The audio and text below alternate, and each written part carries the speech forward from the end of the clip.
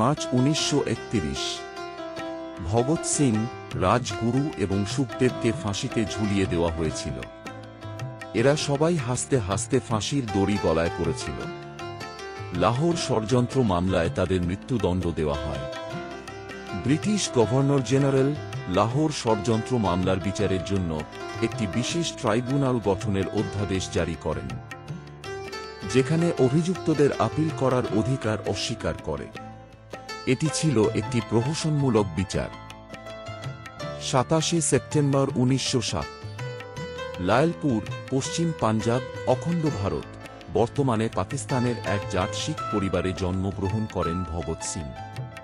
তার বাবার নাম কিষাণ সিং এবং মায়ের নাম বিদ্যাবতী কৌর। তাদের পরিবার বরাবরই ভারতের স্বাধীনতা আন্দোলনের সাথে যুক্ত ছিল। ভগৎ সিং এর কাকা অজিত সিং এবং শরণ সিং ছিলেন সক্রিয় বিপ্লবী। ভগৎ সিং এর পরিবারের রাজনৈতিক ও সামাজিক আন্দোলনে সক্রিয় অংশগ্রহণের ইতিহাস ছিল। ভগৎ সিং এর জন্মের সময় তাঁর বাবা এবং কাকারা 1906 সালে ব্রিটিশদের দ্বারা পাশ করা উপনিবেশিক বিলের বিরুদ্ধে বিক্ষোভ করার জন্য জেলের সাজা ভোগ করছিলেন। একটি রাজনৈতিকভাবে সক্রিয় পরিবারে বেড়ে ওঠা ভগৎ সিং ছোটবেলা থেকেই জাতীয়তাবাদী ধারণার সাথে পরিচিত ছিলেন। তাঁর পিতা কিষাণ সিং ছিলেন একজন প্রতিশ্রুতিবদ্ধ স্বাধীনতা সংগ্রামী, যিনি তরুণ ভগতের আদর্শ গঠনে গুরুত্বপূর্ণ ভূমিকা পালন করেছিলেন। ভগৎ সিং তার গ্রামের স্কুল থেকে পঞ্চম শ্রেণী পাশ করার পর লাহোরের দয়ানন্দ অ্যাংলো বৈদিক স্কুলে যোগ দেন। জালিয়ানওয়ালাবাগ হত্যাকাণ্ড, ব্রিটিশ বাহিনীর দ্বারা শান্তিপূর্ণ প্রতিবাদকারীদের বিরুদ্ধে সহিংসতার একটি নির্বিচার কাজ ভগৎ সিং এর বিশ্বাসকে গভীরভাবে প্রভাবিত করেছিল। এই নৃশংসতার প্রত্যক্ষদর্শী ব্রিটিশ অত্যাচারের বিরুদ্ধে লড়াই করার ইচ্ছাকে উজ্জীবিত করে এবং বিপ্লবে তার জীবন উৎসর্গ করতে অনুপ্রাণিত করে। মহাত্মা গান্ধী এবং অন্যান্য জাতীয়তাবাদী নেতাদের আহ্বানে সাড়া দিয়ে সরকারি সাহায্যপ্রাপ্ত প্রতিষ্ঠান বর্জন করার জন্য তিনি তার স্কুল ছেড়ে লাহোরের ন্যাশনাল কলেজে ভর্তি হন। তিনি কলেজে প্রবেশের প্রস্তুতিমূলক একটি বিশেষ পরীক্ষায় উত্তীর্ণ হয়ে সফল হন। তিনি তার বিয়ে পরীক্ষার জন্য যখন পড়ছিলেন, তার বাবা মা তাকে বিয়ে দেওয়ার পরিকল্পনা করেছিলেন। এতে তিনি প্রবলভাবে ক্ষুব্ধ হন এবং এই পরামর্শ প্রত্যাখ্যান করে বলেছিলেন যে যদি তার বিবাহ কৃতদাস ভারতে হয় তবে আমার বধূর মৃত্যু হবে। এই কারণে ভগৎ সিং বাড়ি ছেড়ে কানপুরে চলে যান, যেখানে তিনি প্রতাপ প্রেসে চাকরি নেন। যখন ভগৎ সিংকে আশ্বস্ত করা হয়েছিল যে তাকে বিয়ে করতে বাধ্য করা হবে না এবং তার মাতৃভূমির প্রতিশ্রুতি লঙ্ঘন করা হবে না, তখন তিনি লাহোরে তার বাড়িতে ফিরে আসেন। ভগৎ সিং এর বিপ্লবী কর্মকাণ্ড 20 দশকের গোড়ার দিকে শুরু হয়, যখন তিনি হিন্দুস্তান সোশ্যালিস্ট রিপাবলিকান অ্যাসোসিয়েশন নামে একটি উগ্র যুব সংগঠনে যোগ দেন।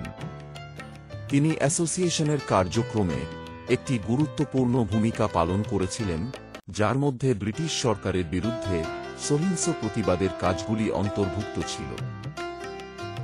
Bhagat Singh Karl Marx, Lenin এবং ভগৎ সিং এর ব্যক্তিগত নায়ক কর্তার সিং সারাভার মতো বিপ্লবী নেতাদের দ্বারা ব্যাপকভাবে প্রভাবিত ছিলেন। সমাজতন্ত্রের প্রতি তার দৃঢ় বিশ্বাস ছিল এবং পুঁজিবাদী ব্যবস্থাকে উৎখাত করার উগ্র মতাদর্শগুলো গঠন করেছিলেন। তিনি যুক্তি দিয়েছিলেন যে শুধুমাত্র রাজনৈতিক স্বাধীনতা ভারতে প্রকৃত স্বাধীনতা আনতে পারবে না, অর্থনৈতিক মুক্তি ছিল সমান গুরুত্বপূর্ণ এবং সমাজতন্ত্র ছিল তার লক্ষ্য। ভগৎ সিং এর ধারণা তার সময়ের জন্য উগ্র ছিল। ভগৎ সিং দ্বারা সংগঠিত সবচেয়ে উল্লেখযোগ্য কাজগুলির মধ্যে একটি হল 1929 সালে দিল্লিতে কেন্দ্রীয় বিধানসভায় বোমা হামলা। এই হামলার লক্ষ্য ছিল দমনমূলক আইন ও নীতির প্রতিবাদ করা এবং স্বাধীনতার সংগ্রামের প্রতি দৃষ্টি আকর্ষণ করা। এর আগে 1929 সালের মার্চ মাসে নওজোয়ান ভারত সভা গঠিত হয়। একজন প্রধান সংগঠক হিসাবে ভগৎ সিং এর সেক্রেটারি হন। লালা লাজপত রায় সাইমন কমিশনের বিরুদ্ধে একটি বিক্ষোভের নেতৃত্ব দেওয়ার সময় পুলিশ সুপার জে স্কট তাকে নির্মমভাবে মারধর করেন। 17 নভেম্বর 1928 সালে মারাত্মক আঘাতের কারণে মারা যান লালা লাজপত রায়। এই বর্বরতায় ক্ষুব্ধ হয়ে ভগৎ সিং, রাজগুরু, সুখদেব এবং চন্দ্রশেখর আজাদ স্কটকে হত্যা করে লালা লাজপত রায়ের মৃত্যুর প্রতিশোধ নেওয়ার সিদ্ধান্ত নেন। ব্রিটিশরা এই হত্যাকাণ্ড সম্পর্কে অজ্ঞাত ছিল এবং সম্ভবত ভগৎ সিংকে কখনই গ্রেপ্তার করা হতো না এবং মৃত্যুদণ্ড দেওয়া হতো না যদি তিনি 4 এপ্রিল 1929 কেন্দ্রীয় আইনসভায় বোমা নিক্ষেপ করার সিদ্ধান্ত না নিতেন। হত্যা করার পর দলটি ডিএভি কলেজের প্রবেশদ্বার দিয়ে জেলা পুলিশ সদর দপ্তরের রাস্তা ধরে পালিয়ে যায়। চন্নান সিং নামে একজন হেড কনস্টেবল, যে তাদের তাড়া করছিল, চন্দ্রশেখর আজাদের গুলিতে নিহত হন। তারপর তারা সাইকেল চালিয়ে পূর্বপরিকল্পিত নিরাপদ বাড়িতে পালিয়ে যায়। পুলিশ তাদের ধরতে ব্যাপক তল্লাশি অভিযান শুরু করে শহরের প্রবেশ ও বেরোনোর পথ বন্ধ করে দেয়। ক্রিমিনাল ইনভেস্টিগেশন ডিপার্টমেন্ট লাহোর ছেড়ে আসা সব যুবকের ওপর নজর রাখছিল। তারা পরের 2 দিন আত্মগোপন করে থাকে। 19 ডিসেম্বর 1928 সুখদেব ভগবতী চরণ ভোহরার স্ত্রী দুর্গাবতী দেবীকে সাহায্যের জন্য ডাকেন। তারা পরের দিন খুব ভোরে হাওড়া যাওয়ার জন্য লাহোর থেকে বাটিন্ডা যাওয়ার ট্রেন ধরার সিদ্ধান্ত নেয়। ভগৎ সিং এবং রাজগুরু দুজনেই লোডেড রিভলভার নিয়ে পরের দিন খুব তাড়াতাড়ি বাড়ি থেকে বেরিয়ে যান। পশ্চিমা পোশাক পরিহিত ভগৎ সিং এবং দুর্গাবতী দেবী তার ঘুমন্ত সন্তানকে সাথে করে নিয়ে একটি অল্প বয়স্ক দম্পতি হিসাবে চলে যান। রাজগুরু তাদের চাকর সাজেন। স্টেশনে টিকিট কেনার সময় তারা সবাই নিজেদের পরিচয় গোপন করতে পেরেছিলেন এবং 3 জন কানপুর যাওয়ার ট্রেনে ওঠেন। কানপুর থেকে প্রথমে তারা লখনউয়ে যান, কারণ হাওড়া রেলওয়ে স্টেশনে সিআইডি সাধারণত লাহোর থেকে সরাসরি ট্রেনে আসা যাত্রীদের পরীক্ষা করছিল। তাই তারা ঘুর পথ ধরেন। লখনউ থেকে রাজগুরু আলাদাভাবে বেনারসের উদ্দেশ্যে রওনা হন, আর ভগৎ সিং এবং দুর্গাবতী দেবী হাওড়ায় চলে যান। কয়েকদিন পর ভগৎ সিং ছাড়া সবাই লাহোরে ফিরে আসেন। কিন্তু ভগৎ সিং তখন অন্য কথা ভাবছিলেন।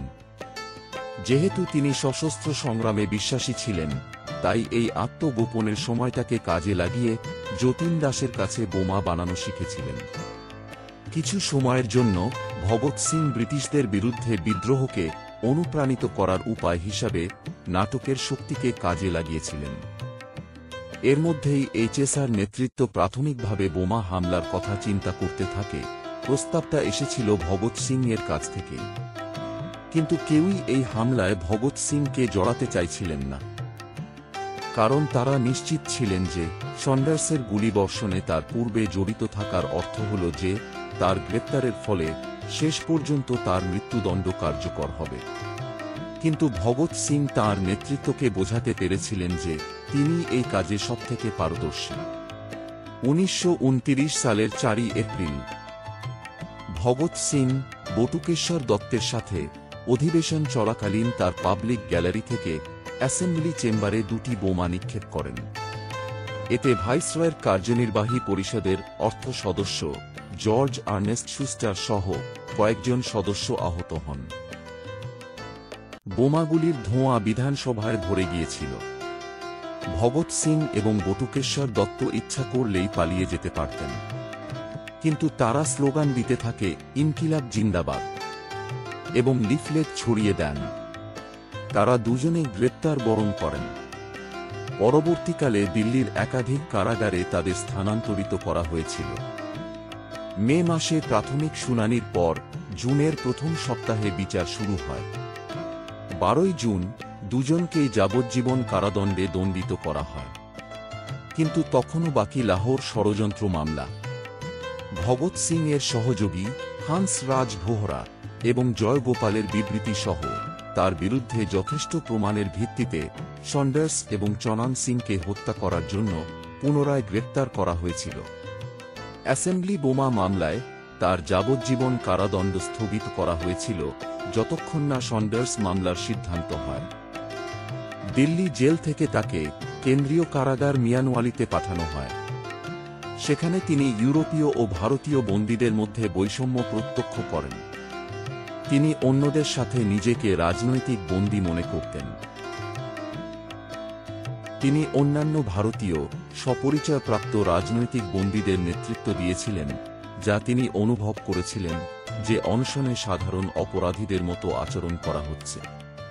তারা খাদ্যের মান, পোশাক, প্রসাধন সামগ্রী এবং অন্যান্য স্বাস্থ্যকর প্রয়োজনীয়তার পাশাপাশি বই এবং একটি দৈনিক সংবাদপত্রের অ্যাক্সেসের ক্ষেত্রে সমতা দাবি করেছিল। তাদের দাবি ছিল যে তাদের জেলে কায়িক শ্রম বা কোনো অসম্মানজনক কাজ করতে বাধ্য করা যাবে না। অনশনের চাপে পড়ে ব্রিটিশ সরকার ছাড় দিতে শুরু করেছিল, কিন্তু রাজনৈতিক বন্দী শ্রেণীবিভাগকে স্বীকৃতি দেওয়ার মূল ইস্যুতে নারাজ ছিল।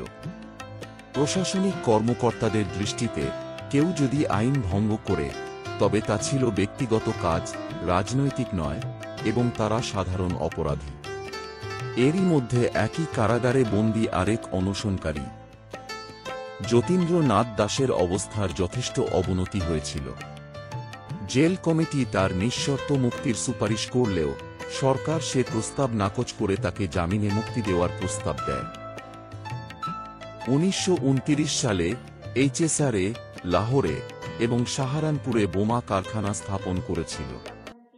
ওই বছরেই 15 এপ্রিল লাহোর বোমা কারখানাটি পুলিশ আবিষ্কার করে, যার ফলে সুখদেব, কিশোরী লাল এবং জয় গোপাল সহ এইচএসআরের অন্যান্য সদস্যদের গ্রেপ্তার করা হয়।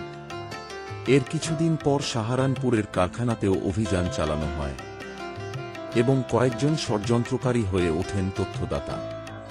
উপলব্ধ নতুন তথ্যের সাথে পুলিশ সন্ডার্স হত্যা, সমাবেশে বোমা হামলা এবং বোমা তৈরির 3টি ঘটনাকে সংযুক্ত করতে সক্ষম হয়েছিল।